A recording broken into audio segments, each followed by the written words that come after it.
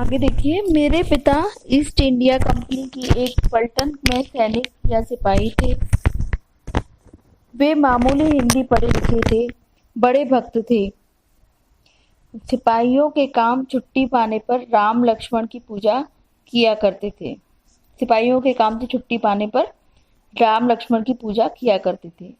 इसी से साथ ही सिपाहियों ने उनका नाम रखा था लक्ष्मण जी, है ना। लक्ष्मण जी उनका नाम इसलिए रख दिया था कि क्योंकि वो राम लक्ष्मण की पूजा किया करते थे। गदर में पिता की पलटन बागी हो गई। जो बच निकले वे बच गए, बाकी जवान तोपों से उड़ा दिए गए। गदर यानी कि सैनिक विद्रोह जब हुआ तो जो इनकी सेना थी वो बागी हो गई, यानी कि वो हो गई, विद्रोही हो गई और वहां से निकल लिए ये लोग। जो बच निकले वे बच गए, बाकी जवान तोपों से उड़ा दिए गए। पलटन इस समय होशियारपुर पंजाब में थी। पिता ने भागकर अपना शरीर सतलुज की बेगवती धारा को अर्पण कर दिया, यानी कि उसमें कूद गए वो अपने प्राण बचाने के लिए। 1 या 2 दिन बेहोशी की हालत में सैकड़ों कोस दूर आगे की तरफ कहीं वे किनारे लग गए। होश आने पर संभले और हरी मोटी घास के तिनके चूस चूस कर कुछ शक्ति संपादन की, यानी कि कुछ अपना शरीर में कुछ को थोड़ी ताकत दी। मांगते खाते साधु वेश में कई महीने बाद वह घर आए। घर पर कुछ दिन रहकर इधर उधर भटकते हुए वे मुंबई पहुंचे। वहां वल्लभ संप्रदाय के एक गोस्वामी जी के यहाँ वे नौकर हो गए। उस गोस्वामी की मुलाजिमत में रहे, फिर सदा के लिए उसे छोड़कर घर चले आए। ठीक है, कुछ दिन वल्लभ संप्रदाय के एक गोस्वामी के यहाँ रहे और उनकी सेवा की, उनके यहाँ नौकरी की, काम किया, फिर सदा के लिए उसे छोड़कर घर पर चले आए। मेरे पितामह अलबत्ता संस्कृतज्ञ थे और अच्छे पंडित भी थे, यानी कि संस्कृत का भी अच्छा ज्ञान था उन्हें और वो पंडित तो थे ही। बंगाल की छावनियों में स्थित पलटनों को वे पुराण सुनाया करते थे। उनकी एकत्र की हुई सैकड़ों हस्तलिखित पुस्तकें बेच बेचकर मेरी पितामही यानी कि माता ने पिता और पितृव्य आदि का पालन, पितामही यानी कि पिता की माता ने पिता और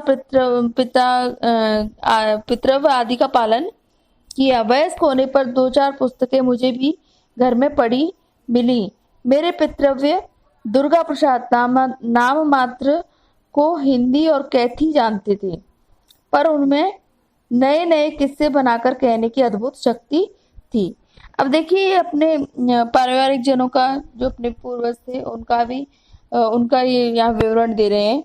तो इनकी जो शुरू से इनका जो परिवार था वो संस्कृत की ओर, संस्कृत भाषा की ओर उन्मुख था और उसमें रुचि लेने वाला था। तो वही गुण इनके अंदर भी आए, संस्कृत के प्रति इनका भी रुझान था। रायबरेली जिले में दानशाह के गौरा के तत्कालीन तालुकेदार भूपाल सिंह के यहाँ किस्से सुनाने के लिए वे नौकर थे। मेरे नाना और मामा भी संस्कृतज्ञ थे। मामा की संस्कृतज्ञता का परिचय स्वयं मैंने उनके पास बैठकर प्राप्त किया था। नहीं कह सकता शिक्षा प्राप्ति की तरफ प्रवृत्ति होने का संस्कार मुझे किससे हुआ, पिता से या पितामह से या अपने ही किसी पूर्व जन्म के कृत कर्म से। ठीक है, अपने दादाजी से प्राप्त हुआ है या पूर्व जन्म के किसी कर्म से हुआ है या पिता से हुआ है, या वे नहीं जानते। शिक्षा की प्राप्ति की तरफ प्रवृत्ति बचपन ही से मेरा अनुराग तुलसीदास की रामचरितमानस और ब्रजवासी दास के ब्रजविलास पर हो गया था। ठीक है, बचपन से ही इनका रुझान पढ़ाई की तरफ था, हिंदी भाषा के उन्नयन की तरफ था और संस्कृत भाषा की तरफ था। फुटकर कवित्व भी मैंने सैकड़ों कंठस्थ कर लिए थे।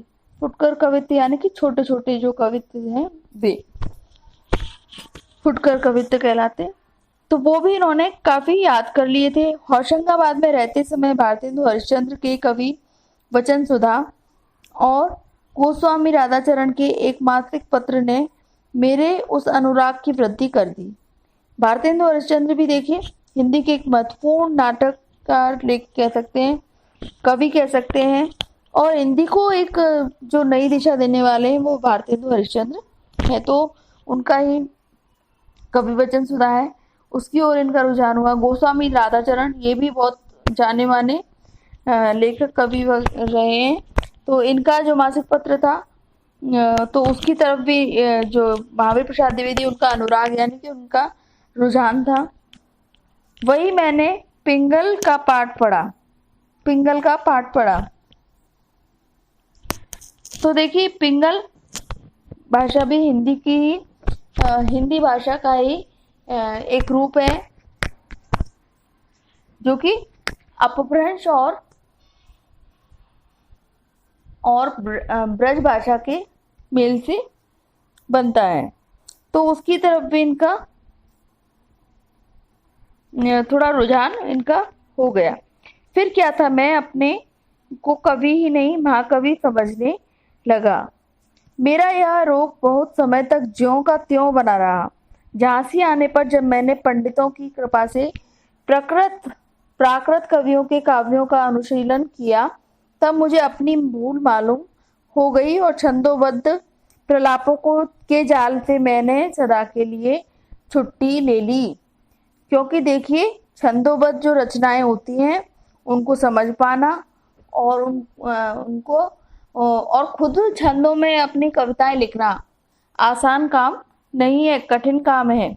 तो ये लेकिन महावीर प्रसाद द्विवेदी ऐसे कह रहे हैं कि मतलब मैं उस जो जाल है उसमें नहीं फंसना चाहता था, तो मैंने अपनी भूल को मान लिया और मैं उसमें से बाहर निकल आया। पर गद्य में कुछ न कुछ लिखना जारी रखा, ठीक है, क्योंकि गद्य आसान ऐसी बात, गद्य वह रूप है भाषा का जो कि हम आसानी से उसमें अपने भाव व्यक्त कर सकते हैं। संस्कृत और अंग्रेजी की पुस्तकों के कुछ अनुवाद भी मैंने किए, ठीक है। फिर इन्होंने संस्कृत और अंग्रेजी की जो पुस्तकें हैं उनके अनुवाद किए अपनी हिंदी भाषा में। जब मैं झांसी में था तब वहाँ के तहसीली स्कूल के एक अध्यापक ने मुझे कोर्स की एक पुस्तक दिखाई। नाम था तृतीय रीडर। उसने उसमें बहुत से दोष दिखाए। उस समय तक मेरी लिखी हुई कुछ समालोचनाएं प्रकाशित हो चुकी थी। समालोचनाएं यानी कि दो तीन जितने भी हम दो तीन ग्रंथों को लेकर जो मिला के उनकी आलोचना को संग्रहित करते हैं और सब में बताते हैं कि किस पुस्तक में क्या कमी है, तो ये समालोचना कहलाती है। या फिर क्या अच्छाई है ना, दोनों ही चीज। आलोचना का अर्थ ये नहीं होता है कि हम इसको बहुत से हम लोग इसको क्या है नकारात्मक अर्थ में ले जाते हैं, लेकिन ऐसा नहीं है। आलोचना का अर्थ होता है किसी भी वस्तु की अच्छी या बुरी तरीके से, हर तरीके से उस पर विचार करना, ठीक है। और आलोचना शब्द का ही अर्थ है कि आधन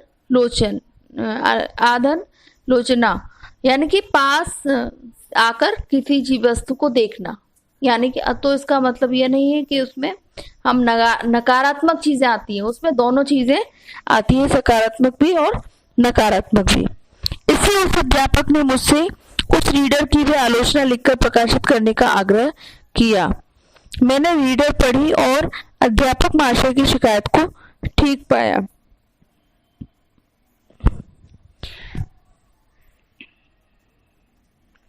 नतीजा यह हुआ कि उसकी समालोचना मैंने पुस्तकाकार में प्रकाशित की, है ना। उसकी जो समालोचना थी उस शिक्षक के आग्रह पर जो रीडर की वो की समालोचना थी, उसको एक पुस्तक का आकार दे दिया इन्होंने।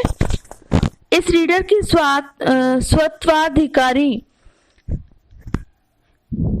इस रीडर का स्वत्वाधिकारी था प्रयाग का इंडियन प्रेस। मतलब पूरा जो उस पर स्वत्वाधिकार यानी कि जो कॉपीराइट जिसे हम कहते हैं, आप लोग उससे समझ सकते हो, तो वो कौन था? Indian press, Prayag Indian press, क्योंकि उन्होंने प्रयाग इंडियन प्रेस ने इसे प्रकाशित किया था। अतएव इस समालोचना की बदौलत उसने सरस्वती पत्रिका का संपादन कार्य मुझे दे डालने की इच्छा प्रकट की। मैंने उसे स्वीकार कर लिया। तो जो वो शिक्षक थे उन्होंने ही फिर इन्हें क्या किया, सरस्वती पत्रिका का संपादन कार्य करने को कहा और इन्होंने स्वीकार भी कर लिया। यह घटना रेल की नौकरी छोड़ने के 1 साल पहले की है। ठीक है, तब तक इन्होंने रेलवे की जो नौकरी थी उसे छोड़ा नहीं था, लेकिन उससे 1 साल पहले की यह बात है। नौकरी छोड़ने पर मेरे मित्रों ने कई प्रकार से मेरी सहायता करने की इच्छा प्रकट की। किसी ने कहा आओ मैं तुम्हें अपना प्राइवेट सेक्रेटरी बनाऊंगा, किसी ने लिखा मैं तुम्हारे साथ बैठकर संस्कृत पढ़ूंगा, किसी ने कहा मैं तुम्हारे लिए छापा खाना खुलवा दूंगा इत्यादि। पर मैंने सबको अपनी कृतज्ञता की सूचना दे दी और लिख दिया कि अभी मुझे आपकी सहायता दान की विशेष आवश्यकता नहीं। यानी सभी के प्रति जो है कृतज्ञ होकर इन्होंने कह दिया कि अभी मुझे इसकी आवश्यकता नहीं है। मैंने सोचा अव्यवस्थित चित्त मनुष्य की सफलता में सदा संदेह रहता है, क्यों न मैं अंगीकृत कार्य ही में अपनी सारी शक्ति लगा दूं। प्रयत्न और परिश्रम की बड़ी महिमा है। अतएव सब तज हरिभज की मसल को चरितार्थ करता हुआ इंडियन प्रेस की प्रदत्त काम में ही मैं अपनी शक्ति खर्च करने लगा। हाँ, जो थोड़ा बहुत अवकाश कभी मिलता तो मैं उसमें अनुवाद आदि का कुछ काम और करता था। ठीक है, अब यहाँ लेखक कह रहे हैं कि मैंने फिर सोचा कि अब जिसमें मुझे रुचि है मुझे उसी कार्य में अपने आप को लगा देना चाहिए। सबको छोड़कर सब तज हरिभज यानी कि सबको छोड़कर हरि का भजन करना जिस प्रकार होता है, तो वही ऐसा ही मुझे सारे कार्यों को छोड़कर जिसमें मेरी रुचि है उसी कार्य में मेरे को अपने आप को लगा लेना चाहिए। आगे वे लेख कहते हैं कि समय की कमी के कारण मैं विशेष अध्ययन न कर सका। इसी से संपत्ति शास्त्र नामक पुस्तक को छोड़कर और किसी अच्छे विषय में मैं कोई नई पुस्तक न लिख सका। देखो, संपत्ति शास्त्र भी इनकी पुस्तक है। ये सब आपको जो लेखक परिचय में दे रखी है और ये याद रखनी है। तो लेखक परिचय में आपको क्या है, इनको लिखना होगा। आगे देखिए, मेरी सेवा से सरस्वती का प्रचार जैसे जैसे बढ़ता गया और मालिक की मैं जैसे जैसे अधिकाधिक विश्वास भाजन मालिक का मैं जैसे जैसे विश्वास भाजन होता गया, वैसे ही मेरी सेवा का बदला भी मिलता गया और मेरी आर्थिक स्थिति प्राय वैसी ही हो गई जैसी रेलवे की नौकरी छोड़ने के समय थी, है ना। और जैसे जैसे इनका क्या सरस्वती पत्रिका का प्रचार बढ़ता गया, काम अच्छा इनका चलता गया, वैसे वैसे ये क्या है, ये भी मालिक यानी कि ईश्वर के अधिकाधिक विश्वास भाजन होते गए और ईश्वर की कृपा इन पर बढ़ती गई और इनकी जो पेमेंट इनका जो है, इनका जो वेतन है वो उतना ही हो गया लगभग जितना कि इनकी रेलवे की नौकरी छोड़ते समय था। अब देखिए, इनकी भाषा भी हम संस्कृत निष्ठ है ऐसा हम कह सकते हैं, है ना, क्योंकि इनकी भाषा में भी कई जगह बहुत कठिन शब्द आए हैं। तो जो इनकी भाषा है वो कैसी है, संस्कृत निष्ठ है। इसमें मेरी आगे देखिए, इसमें मेरी कारगुजारी कम दिवंगत बाबू चिंतामणि घोष की उदारता ही अधिक कारणीभूत थी। उन्होंने मेरे संपादन स्वातंत्र में कभी बाधा नहीं डाली।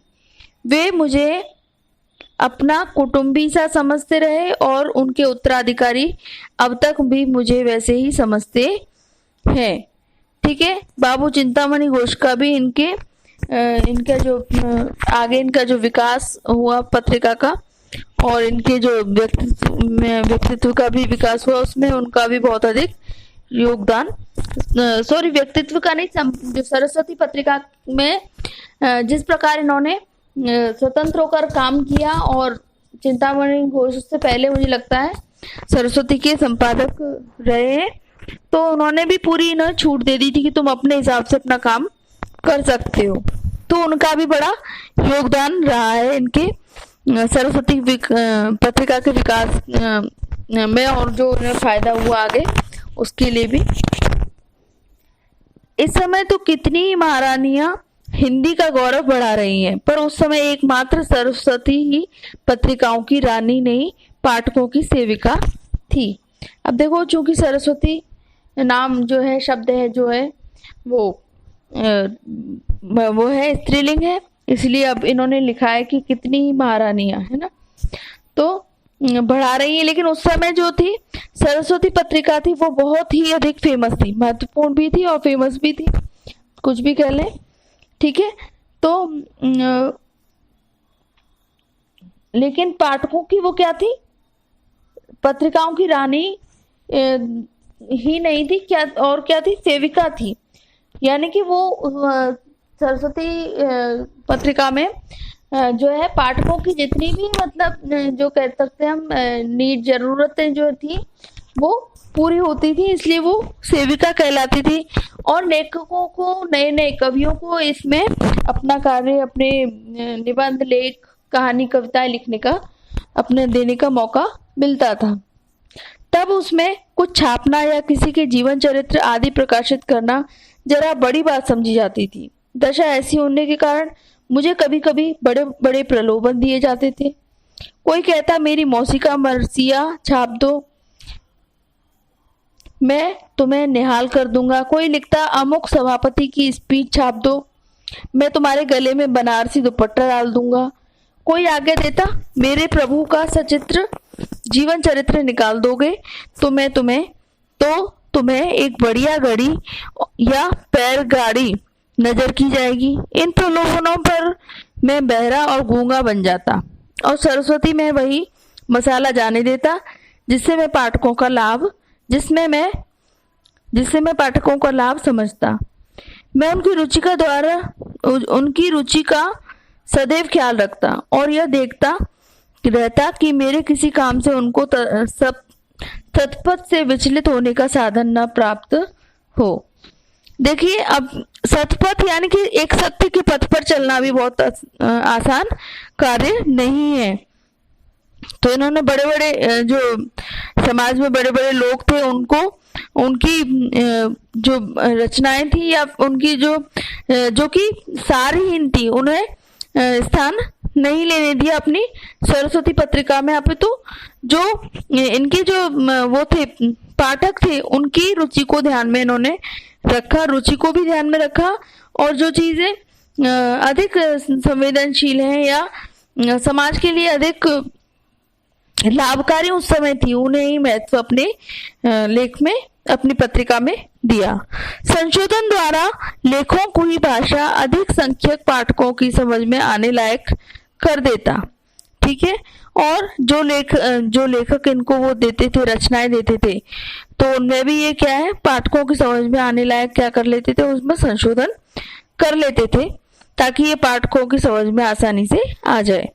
यह ना देखता कि यह शब्द अरबी का है या फारसी का या तुर्की का, देखता सिर्फ यह कि इस शब्द, वाक्य या लेख का आशय अधिकांश पाठक समझ लेंगे या नहीं। अल्पज्ञ होकर भी किसी पर अपनी विद्वता की झूठी छाप छापने की कोशिश मैंने कभी नहीं की, ठीक है। अपने आप को वो सदा अल्पज्ञ ही मानते रहे, क्योंकि देखो ये महान जो व्यक्ति होते हैं उनका ही सबसे प्रमुख गुण होता है कि वे कितने भी ज्ञानी हो जाते हैं या कितना भी ऊंचाइयों तक पहुंच जाते हैं अपने जीवन में, लेकिन तब भी वो अपने आप को क्या मानते हैं, अल्पज्ञ मानते हैं, कम ज्ञान वाला मानते हैं, और सदा अधिक ज्ञान की प्राप्ति के लिए, अधिक जानने के लिए वे उत्सुक रहते हैं और दूसरों से सीखने का प्रयास करते रहते हैं। यहाँ आपका ये पाठ समाप्त हो जाता है। आगे इसके कठिन शब्द दे रखे हैं। प्रत्यक्ष, सामने, दृष्टता, उद्दंडता, मुकर्रर, नियुक्त, कारगुजारी, कार्यप्रणाली, प्रलोभन, लालच, पैरगाड़ी, साइकिल, कारणीभूत, कारण सहित, मुजालिमत, नौकरी, स्वत्वाधिकारी, स्वामी या मालिक, प्रदत्त, दिया हुआ, अनुशीलन, सतत तथा गंभीर अभ्यास, विषण्ण, उदास, दुखी, चरितार्थ, सिद्ध करता हुआ, मरसिया, शोक गीत, होता है। ठीक है, यहाँ आपके प्रश्न दे रखे हैं लघु उत्तरीय